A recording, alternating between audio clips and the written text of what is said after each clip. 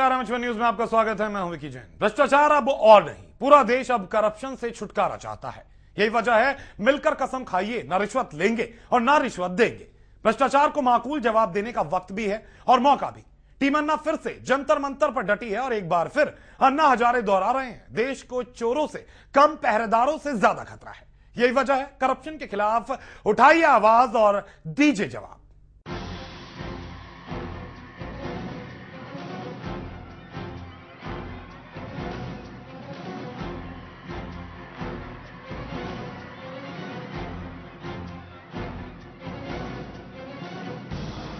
No मोर corruption.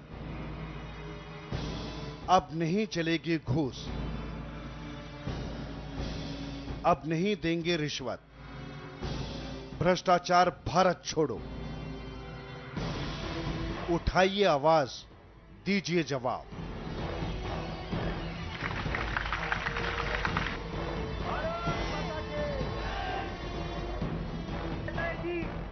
Corruption के खिलाफ team अन्ना फिर से जंतर मंतर पर है।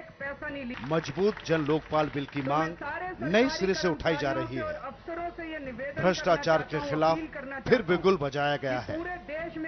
हालात इतने खराब हो चले हैं कि अन्ना हजारे को कहना पड़ा, देश को चोरों से ज्यादा पहरेदारों से खतरा है। तीन बातें उनके सामने रखा। पहले ये तीन बातें करो, बाद में बाकी बातें हैं, बाद में हम करते रहे। क्या था तीन बातें? जनता की सनद, सरकार के हर दफ्तर में बोर्ड लगाओ,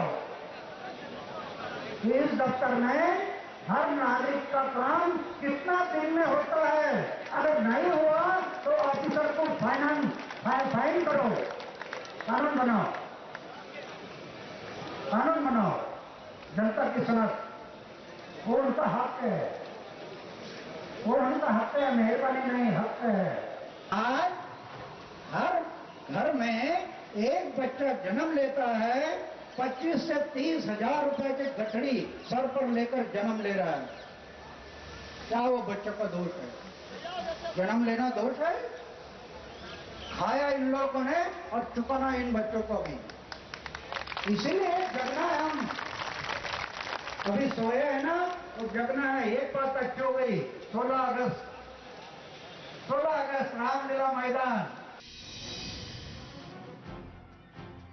अन्ना हजारे भ्रष्टाचार मुक्त देश का सपना लेकर फिर से जंतर मंतर पर डटे हुए हैं, तो देश में इस बात पर बहस हो रही है, इस बार टीम अन्ना का अनशन कामयाब रहेगा या नहीं। लेकिन सवाल अनशन के कामयाब और फ्लॉप होने का नहीं है, सवाल है इस देश में घूस कब बंद होगी और भ्रष्टाचार कब मिटेगा। सवाल यह भी है, लोग कब रिश्वत लेना और देना बंद करेंगे। आप भी कोशिश कीजिए कि आप रिश्वत लेना बंद करें, और अगर आप रिश्वत लेना बंद करते हैं तो हमें जरूर लिखिए, क्योंकि हम आपकी कहानी दूसरों तक पहुंचाएंगे, ताकि ज्यादा से ज्यादा लोग आपकी कहानी सुन के प्रेरित हो सके। यही वजह है, अब वक्त आ गया है, मिलकर भ्रष्टाचार के खिलाफ आवाज उठाइए और करप्शन को दीजिए मुंह तोड़ जवाब। क्योंकि भ्रष्टाचार सरकारों के लिए रूटीन बन गया है और सिस्टम के लिए मामूली बात। देश में बड़े बड़े घोटाले भी हो रहे हैं और छोटे छोटे घपले भी। बस अंतर इतना है, अरबों करोड़ों के घोटालों की खबरें आती रही हैं और सुर्खियां बनी रहती हैं, लेकिन छोटे घपलों को हर कोई नजरअंदाज कर देता है। यही वजह है, आज आपको दिखाएंगे हरियाणा पंजाब के कुछ सरकारी दफ्तरों में चलने वाली घूस और घोटालों की ऐसी कड़वी हकीकत, जिसे देखकर हर कोई हैरान रह जाएगा। क्योंकि इन घोटालों से हजार सवाल उठ रहे हैं और हर सवाल लाख टके का है। क्योंकि कई सरकारी दफ्तरों में पहरेदार ही चोर बनते नजर आए, तो कई खबर ऐसी भी आई हैं जो विजिलेंस विभाग पर सवाल उठा रही हैं। उस विजिलेंस विभाग पर जिसे भ्रष्टाचार रोकने के लिए बनाया गया है।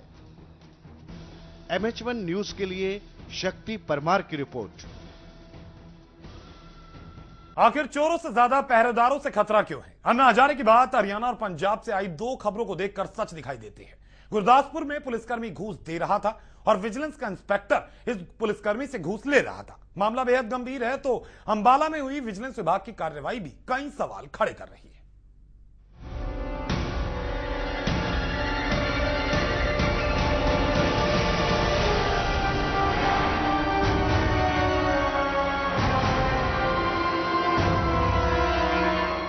चोरों से ज्यादा पहरेदारों से खतरा।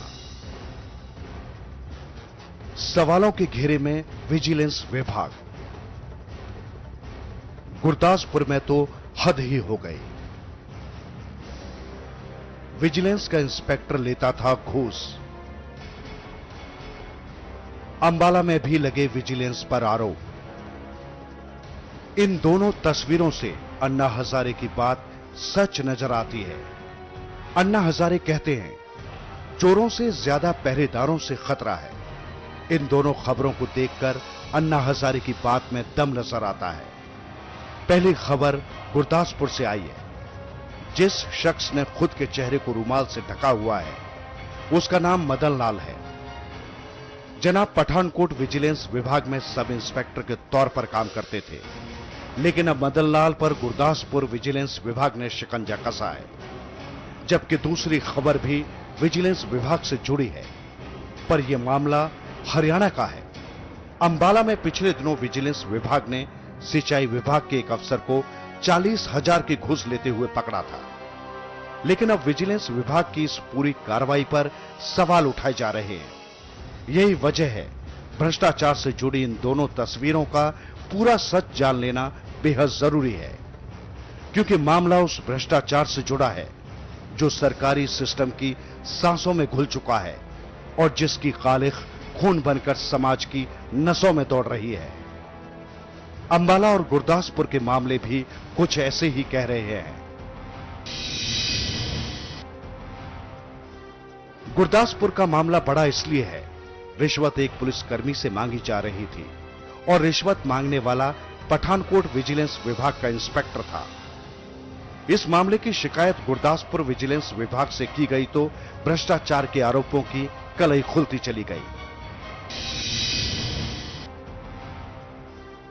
पठानकोट विजिलेंस विभाग में सब इंस्पेक्टर मदन लाल काफी दिनों से पंजाब पुलिस के मुलाजिम राम लोबाया को ब्लैकमेल कर रहा था। मदन ने राम लोबाया को बताया कि उसकी भर्ती जाली दस्तावेजों से हुई है। अगर उसे नौकरी बचानी है तो कुछ घूस देनी होगी। इसी के चलते पुलिसकर्मी राम लोबाया ने मदन लाल को घूस देने के लिए बुलाया था, लेकिन उस वक्त पठानकोट विजिलेंस विभाग ने छापा मारकर मदन लाल को 55,000 रुपए की घूस लेते हुए रंगे हाथों गिरफ्तार कर लिया।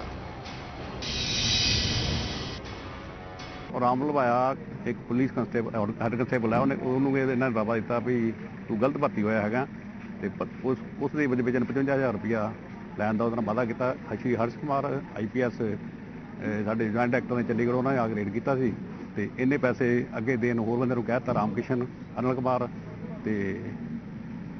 ਤੇ ਕਰਨੈਲ ਸਿੰਘ ਨੂੰ। ਉਹਨਾਂ ਤੋਂ ਪੈਸੇ ਰਿਕਵਰ ਹੋਏ ਨੇ ਕਰਨੈਲ ਸਿੰਘ ਤੋਂ। ਇਹਨਾਂ ਤਿੰਨਾਂ ਨੂੰ ਗ੍ਰਿਫਤਾਰ ਕਰਕੇ, ਚਾਰਾਂ ਨੂੰ ਗ੍ਰਿਫਤਾਰ ਕਰਕੇ ਅਗਲੀ ਤਫਤੀਸ਼ ਜਾਰੀ ਹੈ। ਗ੍ਰਿਫਤਾਰ ਕੀਤਾ ਗਿਆ ਬੰਦਾ ਕੀ, ਇਹਦਾ ਨਾਮ ਕਿਹੜੀ ਪੋਸਟ ਹੈ? ਇਹ ਸਬ ਇੰਸਪੈਕਟਰ ਹੈਗਾ ਵਿਜੀਲੈਂਸ ਬਿਊਰੋ ਪਠਾਨकोट लगे हुए। अंबाला में मामला कुछ हटकर नजर आ रहा है।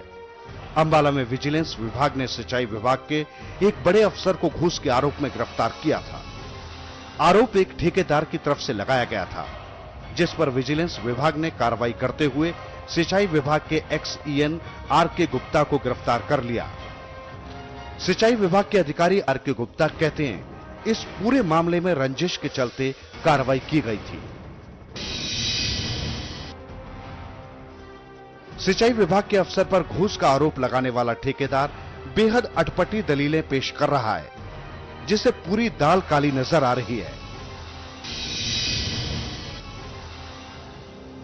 दूसरी तरफ विजिलेंस विभाग का कहना है, उनके पास इस मामले की शिकायत काफी दिनों से थी। ऐसे में सवाल यही उठता है, फिर कार्रवाई में देरी क्यों की गई? XEN RK गुप्ता को कोर्ट में पेश किया था और पेश करके इसका 1 दिन का रिमांड। किस कारण लिया है? बस इसके संपत्ति वगैरह ठिकाने वगैरह सर्च करनी है और जिससे पैसे मिले इसका पता करना है। कितने पैसे मिले हैं? करीब 80,000 रुपये मिले। इस मामले में सिंचाई विभाग के अधिकारी आर.के. गुप्ता के खिलाफ कार्रवाई की गई है। आर.के. गुप्ता पिछले 3 दशक से सिंचाई विभाग में नौकरी कर रहे थे और कुछ महीने बाद उनकी रिटायरमेंट थी। उनका रिकॉर्ड बेहद पाक साफ रहा है। ऐसे में विजिलेंस विभाग पर सवाल उठ रहे हैं क्योंकि सिंचाई विभाग की तरफ से कुछ बिल और सबूत पेश किए गए हैं जिन्हें देखकर विजिलेंस विभाग की बोलती बंद हो गई है। ऐसे में भ्रष्टाचार के 70% मामलों में सजा नहीं दिला पाने वाले विजिलेंस विभाग पर कई गंभीर सवाल उठने लाजमी हैं। गुरदासपुर से एसएस वालिया के साथ राजेश, MH1 न्यूज, अंबाला। फिलहाल एक छोटा सा ब्रेक लेते हैं, जल्द लौटेंगे, बने रहिए हमारे साथ।